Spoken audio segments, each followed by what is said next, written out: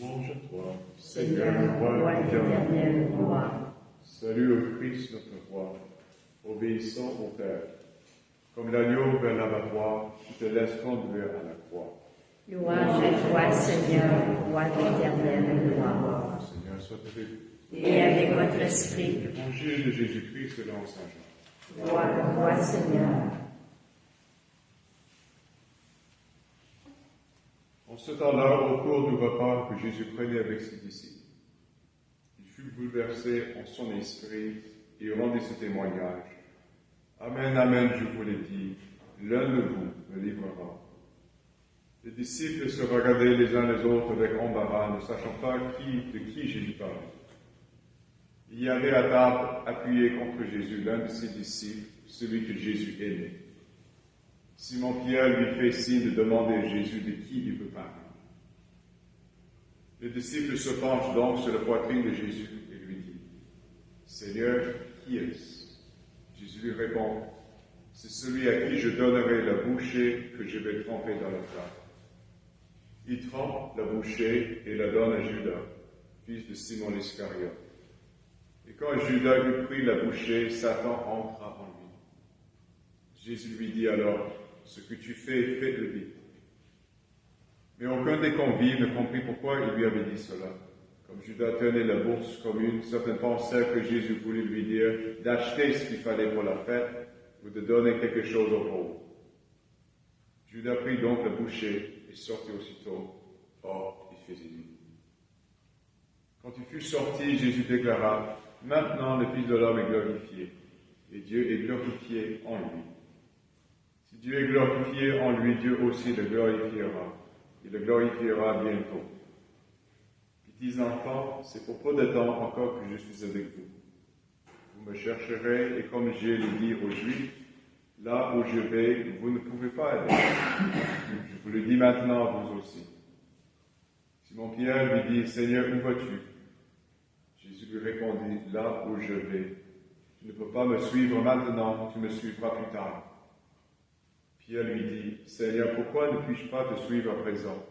Je donnerai ma vie pour toi. » Jésus réplique, « Tu donneras ta vie pour moi?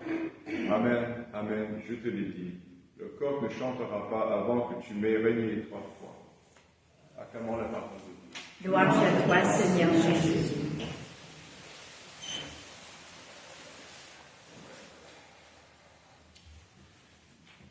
Trahi par un de ses disciples, renié 3 fois par celui qui a choisi d'être chef.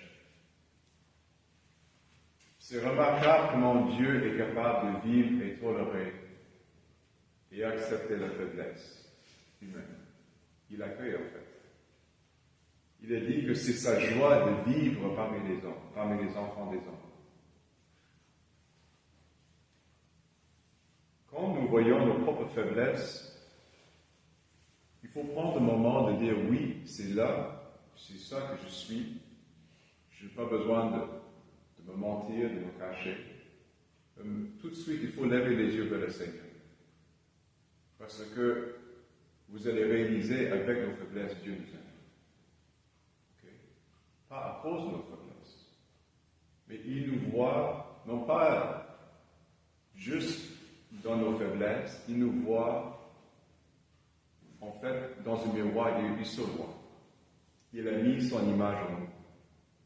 Et c'est pourquoi nous avons vraiment une dignité innée, une dignité quasi divine, que nous devons toujours souligner et mettre l'accent.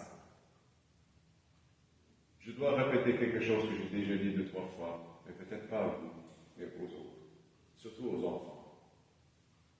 Dernièrement à la catéchèse, à la messe avec les jeunes. Notre religion n'est pas une religion de règles. Okay? Notre religion est basée sur une relation que nous avons avec Dieu. Nous sommes des amis de Dieu, nous sommes des enfants de Dieu. Et comme je pose la question aux enfants, si tu as un meilleur ami, est-ce que tu peux lui mentir? Est-ce que tu peux lui voler? Est-ce que tu peux le tromper, le trahir, le frapper, l'insulter, etc., etc. Et il dit non, bien sûr non. Et si tu as une meilleure amie, est-ce que tu vas te réjouir avec nous pour ces grands événements? Est-ce que tu veux fêter son anniversaire? Est-ce que tu veux lui donner des cadeaux? Oui, oui. Et voilà les règles chrétiennes. Ce n'est pas juste des règles en soi, suivre la loi. Ça, c'est les pharisiens. Parce que, essayons de suivre la loi, nous n'entrons jamais dans le projet de Dieu. Suivre celui qui nous aime le plus, nous entrons maintenant dans le projet de Dieu. Parce que ce n'est pas possible que nous suivons les commandements de Dieu sans avoir en premier la source des commandements de Dieu. Jésus, il est la parole. Il est le Verbe. Il vous aime. Il vous a adopté. Il vous a sanctifié. Il vous a justifié. Chaque fois que nous arrivons à Pâques, il renouvelle ou il ouvre encore une fois le ciel pour arroser la terre entière de sa grâce et de son amour. Et c'est pourquoi nous devons toujours juste être en merveille, première chose, mais aussi entrant. Nous devons toujours entrer dans ce projet. Et c'est un projet d'humilité profonde, un projet d'acceptation de soi, un projet d'acceptation de mon prochain. Il n'y a plus de rivalité, il n'y a plus d'ennemité, de chicane, de conflit, ça n'existe plus. Et c'est pourquoi, tant que nous ne voulons pas laisser à côté nos propres façons, notre propre projet, nos propres attachements, Judas, il aimait l'argent. Pierre, il aimait son autosuffisance. Les autres disciples, vous avez leur faiblesse, mais ils étaient juste profondément attachés à leur propre bien-être. C'est pourquoi, quand c'est le moment critique, ils abandonnent Jésus. Nous allons tous abandonner Jésus. C'est pas possible qu'il y ait un de nous qui va rester solide face à la misère de Jésus quand il est arrêté, quand il est bafoué, quand il est crucifié. Parce qu'avec une force humaine, c'est impossible. Mais si Dieu nous donne une grâce, Marie prie pour nous, Marie est avec nous, on serait capable de nous rapprocher de cette réalité qui est la croix, le crucifixion, la mort de Jésus. Nous avons l'avantage que nous vivons presque 2000 ans après la mort et la résurrection de Jésus. Nous connaissons les faits.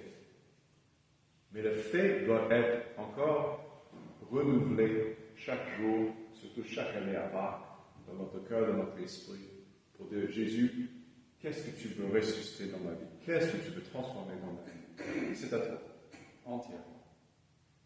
Alors, c'est ça le message à donner aux enfants. C'est ça le message à donner au monde. C'est pas juste suivre les règles. Parce que les règles sont la raison pourquoi ça ne fait pas de sens. On laisse les règles aux autres religions.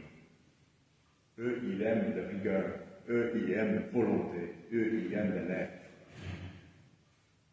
Nous avons le Verbe vivant, la lettre vivante de Dieu. C'est lui-même. Amen.